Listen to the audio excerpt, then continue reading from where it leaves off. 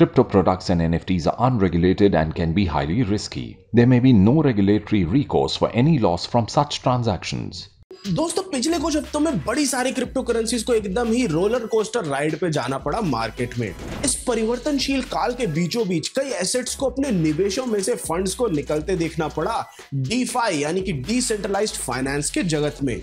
जो कुल मूल्य होता है किसी भी डीफाई प्लेटफॉर्म पर उसके स्मार्ट कॉन्ट्रैक्ट्स के भीतर, उसको टोटल वैल्यू लॉक्ड या फिर टीवीएल भी कहा जाता है। अब भाई टीवीएल जो है ना वो कुल मात्रा है यूजर फंड्स की जो कि जमा हो किसी डिसेंट्रलाइज्ड फाइनेंस प्रोटोकॉल के भीतर।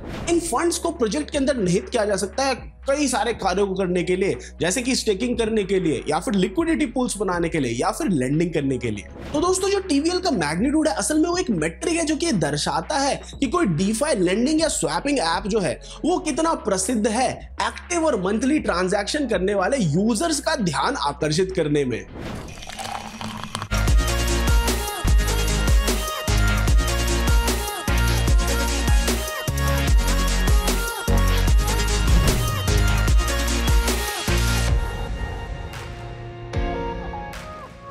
नमस्कार मित्रों, स्वागत है आपका क्रिप्टो अनफिल्टर्ड के एक और नए एपिसोड में। मैं हूं आपका दोस्त आयतन आझा और आज मैं आपको बताऊंगा क्रिप्टो के जगत के एक और रहस्य के बारे में जो कि है टोटल वैल्यू लॉक्ड का कॉन्सेप्ट।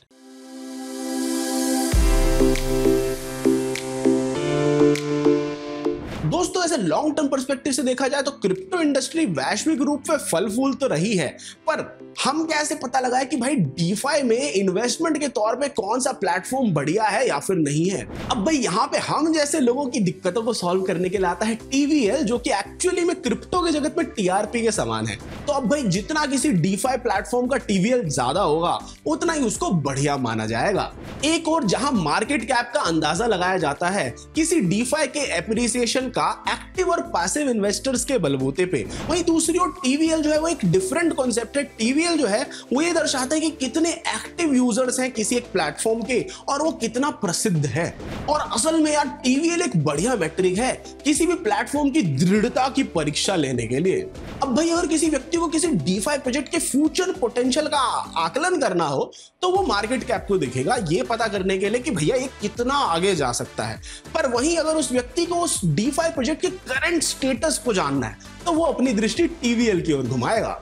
हाल ही में नैस्डैक के दिए कथन के अनुसार टोटल वैल्यू लॉक्ड यानी टीवीएल की गणना करना बहुत ही सरल प्रक्रिया है। अब भाई अगर हम उदाहरण के तौर पर कहें कि कोई एक निवेशक है, वो कनेक्ट करता है अपने वॉलेट को एक डीफाई प्लेटफॉर्म से और डिपॉजिट करता है $1000 के क्रिप्टो एक मनी पूल में ताकि ट्रांजैक्शंस को वैलिडेट कर सके उसके नेटिव ब्लॉकचेन पर, जो कि एक्चुअली में स्टेकिंग की प्रक्रिया है, और फिर वो रिसीव कर सकता है रिवॉर्ड्स को।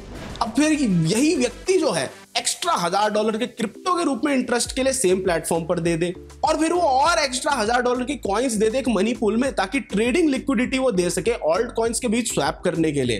तो यार अगर यही एकमात्र बिजनेस था जो कि उस डीफाई प्लेटफॉर्म के पास था तो उसका जो टीवीएल यानी कि टोटल वैल्यू लॉक्ड है वो $3000 के करीब होगा, जो कि उस सिंगल निवेशक ने अलग अलग फॉर्म्स में वहां पे इन्वेस्ट किया हुआ है। अब भाई नैस्डैक के कथन अनुसार सबसे बढ़िया यही है कि ऐसे प्लेटफॉर्म्स का प्रयोग किया जाए जिनकी जो टोटल वैल्यू लॉक्ड है वो $1 बिलियन से ऊपर हो और जिनको की ऑडिट किया गया हो ब्लॉकचेन साइबर सिक्योरिटी फर्म्स जैसे कि सर्टी के द्वारा। अब भाई जो इथेरियम का ब्लॉकचेन है ना उसका सबसे ज्यादा टोटल वैल्यू लॉक्ड है उसके डिसेंट्रलाइज्ड एक्सचेंजेस में और लेंडिंग प्रोटोकॉल्स के अंदर।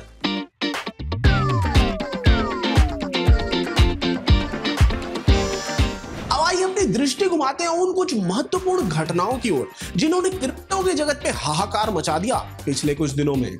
ओपनसी एनएफटी मार्केटप्लेस ने एक लॉन्च पैड अनाउंस किया एनएफटी क्रिएटर्स के लिए, जहां पर वो अपने डिजिटल कलेक्टिबल्स को बिल्डअप कर पाएंगे एक इको फ्रेंडली सोलाना ब्लॉकचेन पर। ये जो लॉन्च पैड है ये एनएफटी क्रिएटर्स को नए मिंट्स को होस्ट करने देगा और बड़ी सारी अन्य पोस्ट मिंट एक्टिविटीज भी करने देगा और उनको साथ साथ कई सारी अन्य सर्विसेज भी देगा, जैसे कि प्री मिंट एक्टिविटीज होगी आपकी, पोस्ट मिंट स्केलिंग ऑप्शंस हो गए और सेकेंडरी सेल सपोर्ट हो गया और भी बड़ी सारी चीजें।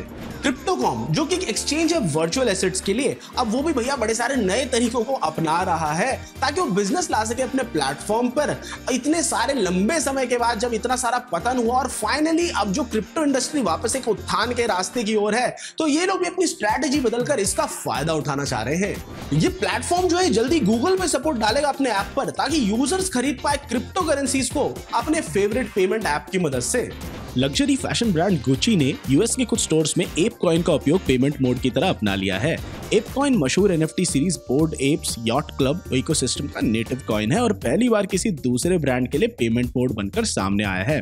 दोस्तों, इन कुछ दिनों में कई सारे हैक्स ने डीफाई की दुनिया को एकदम हिला कर रख दिया है। हाल ही में सोलाना ब्लॉकचेन पर बेस्ड करीब 8000 वॉलेट्स में से मिलियंस ऑफ डॉलर्स वर्थ के सोल टोकन्स को ड्रेन कर लिया गया एक हैक अटैक में। इस अटैक में इंटरनेट कनेक्टेड हॉट वॉलेट्स जो 6 महीने से ज्यादा टाइम से इनएक्टिव थे, उनको टारगेट किया गया था। जैसे हम पहले एपिसोड्स में डिस्कस कर चुके हैं, सोलाना डेवलपर्स ने भी अपने यूजर्स को बोला है कि वे हार्डवेयर या कोल्ड वॉलेट्स पर अपने एसेट्स की की स्टोर करें और हैक से बचे। पूरे 200 मिलियन डॉलर्स का घाटा हुआ है नोमैड क्रॉस चेन ब्रिज को, जब एक सिक्योरिटी फ्लॉ की वजह से पता नहीं कितने नोमैड यूजर्स ने उस नेटवर्क से फंड्स चुरा लिए। दोस्तों, क्रिप्टो और डिजिटल एसेट्स पर पैसे लगाने के साथ उनकी सेफ्टी पर ध्यान देना बहुत ज्यादा जरूरी है, तो इसलिए अपने वॉलेट्स पर टाइम टू टाइम नजर बनाए रखिए।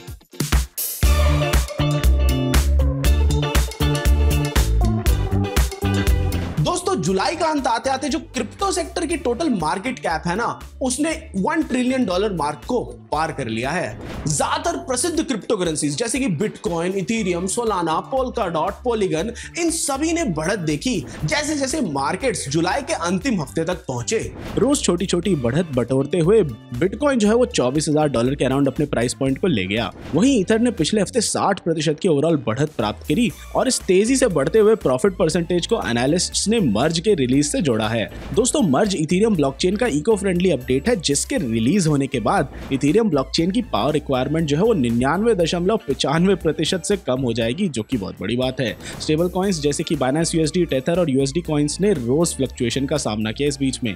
जहां शिबा इनू ने बार बार बढ़त देखी, वहीं डोज ने ज्यादातर नुकसान का ही सामना किया।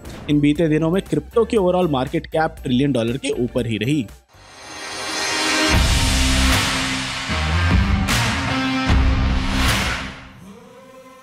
दोस्तों, पिछले 24 घंटों में मार्केट जो है वो 2.38% ऊपर गई है। इथेरियम जो है वो 2.37% ऊपर गया। एल्गोरैंड ने भी 3.41% की बढ़त देखी।